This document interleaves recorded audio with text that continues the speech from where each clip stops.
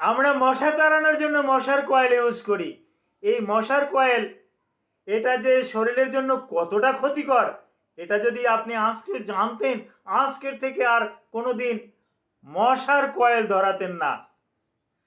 শুনলে আশ্চর্য হবেন, আমরা বলে থাকি এই নিকোটিন নামে একটা গ্যাস আছে যেটা এই সিগারেটের পাওয়া যায়। আর সিগারেটের ধোঁয়াটা আপনার জন্য যে রকমের ক্ষতিকর, আপনার আশেপাশে লোকজন থাকলে তার জন্যও কিন্তু ক্ষতিকর। শুনলে আশ্চর্য হবেন,